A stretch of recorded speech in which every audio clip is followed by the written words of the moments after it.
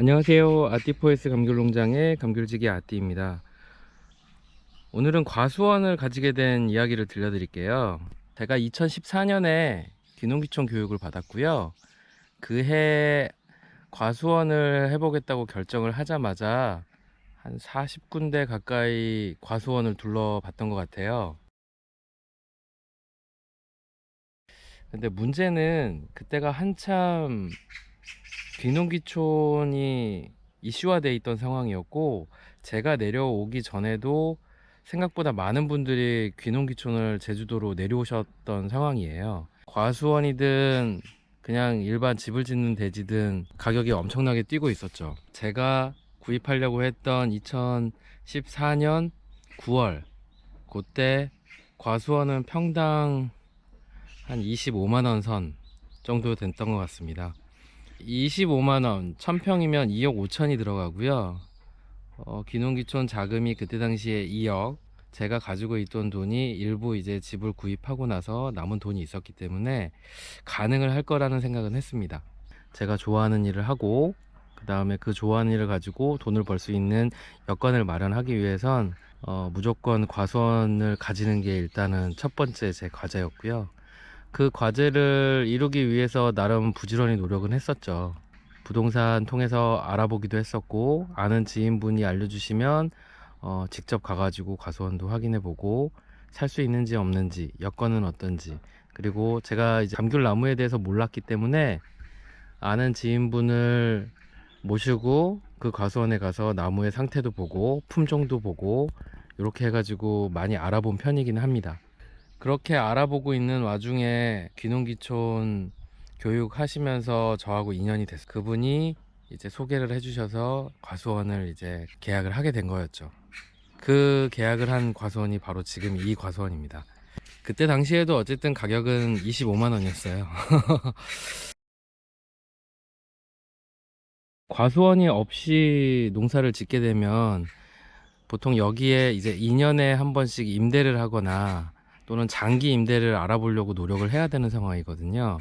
근데 임대를 하게 되면 임대 비용을 비롯해서 나머지 운영 비용이 추가로 들어가기 때문에 제가 생각하는 과수 운영하고는 좀 다른 차원으로 접근을 하게 될 것 같아서 상당히 그때 당시에는 과수원을 매입하지 못하면 힘들겠다라는 생각을 했습니다.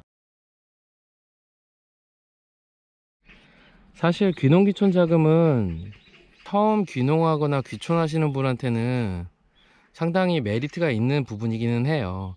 하지만 지금 와서 생각해 보면은 5년 거치 10년 상환이기 때문에 저는 내년부터 이제 원금하고 이자를 상환을 해야 되는 입장이고요. 그 원금에 대한 부분이 생각보다는 부담이 되는 거죠. 귀농귀촌 자금을 또 2억을 다 받는다는 것도 쉬운 문제는 아닙니다. 보통은 이제 귀농귀촌 자금이 지금은 3억이지만 그 당시에는 자금을 받을 수 있었던 분들이 많지 않았어요. 보편적으로는 총 2억이었으면 그에 해당되는 감정평가를 받고 그 다음에 감정평가 금액의 70% 선까지만 나왔기 때문에 만약에 예를 들어 2억이라는 땅이었으면 한 1억 3천, 1억 2천, 1억 3천 정도만 이제 금액이 나온 상황이었고요. 나머지 한 6, 7천만 원은 자기가 부담을 해가지고 과수원을 매입해야 되는 시기였습니다.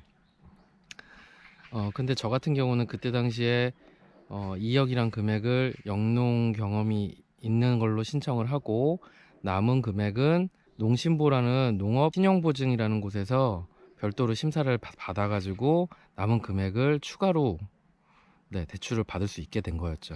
그래서 총 2억이란 금액을 받았고요. 그리고 제가 가지고 있던 돈으로 포함을 시켜서 2억 5천에 이 1000평을 구입하게 된 겁니다. 어렵죠. 상당히 어려운 부분입니다. 기간도 모든 서류 절차와 그 다음에 우선 대상자 선정, 심사 과정까지 거치는데 2달이 걸렸고요. 그 2달이 걸린 이후에도 잔금을 처리하고 그 다음에 등기상에 제 이름이 올라지기까지는 한 달은 더 추가해서 3달이 걸렸던 것 같아요. 그 3달이 생각보다는 정말 길고 힘든 시간이었던 것 같긴 한데요. 지금 생각해 보면은 정말 빨리 지나간 시간이었던 것 같기도 합니다. 과수원을 매입한다 하더라도 과수원을 1년간 운영할 운영비가 없었고요. 저희 가족들하고 먹고 살아야 될 생활비가 필요했던 부분이죠. 한참 많은 고민을 했었어요. 이 과수원을 운영해서 내가 원하는 만큼의 소득을 올릴 수 있을 것인가 라는 생각을 좀 했었고요. 그리고 일단 제일 먼저 1년간 수확물이 나오기 전까지는 이제 농사 외에 이제 별도의 일을 해야 된다라는 생각을 했었죠.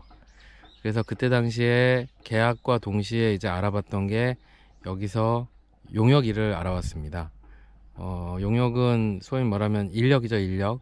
전화해서 일하는 사람을 부르면 저희가 가가지고 일을 하는 그런 용역회사에서 일을 하면서 뭐 인테리어도 했고요.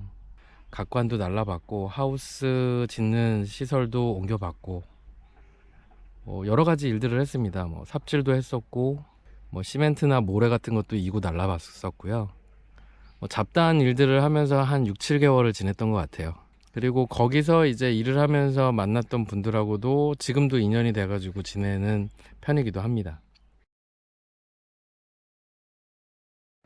과수원을 매입하고 나서 제 이름으로 된 과수원을 가지고 난 후에 5년이란 시간이 지났어요.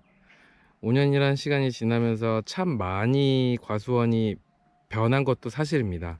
품종도 조생 품종으로 싹 교체를 했고요. 그리고 그 교체한 감귤 나무들을 지금까지 관리를 하면서 매년 맛있는 감귤을 만들기 위해서 노력을 했었죠. 그리고 많은 분들이 지금도 저의 감귤을 드셔주시고 계십니다. 정말 감사드려야 될 일이고요. 저도 그렇게 지금까지 진행이 된 거에 대한 나름의 뿌듯함이라고 할까요? 사실 아직도 부족한 부분이 많기는 해요. 이 농사라는 게 사실은 제가 하고 싶은 대로 되는 부분은 아니기 때문에 어른들 말씀처럼 하늘이 도와야 되고 운이 좋아야 되고 그 다음에 때가 있어야 되고 뭐 이런 부분들이 정말 있는 것 같긴 해요. 뭐 많이 나올 때가 있으면 가격이 떨어지기도 하고요. 감귤이 뭐 적게 열릴 때는 가격이 너무 좋아서 아쉬울 때도 있고요.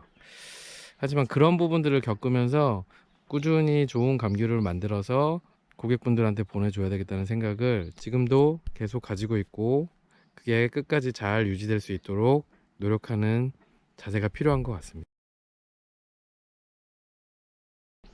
오늘은 제가 과수원을 가지게 된 이야기를 좀 들려드렸고요. 다음에는 과수원에서 나오는 감귤로 얼마나 돈을 벌 수 있는지 제 과수원에 해당되는 부분만 가지고 말씀을 한번 드려볼게요. 그러면 다음 이야기까지 안녕히 계시고 들어주셔서 감사합니다.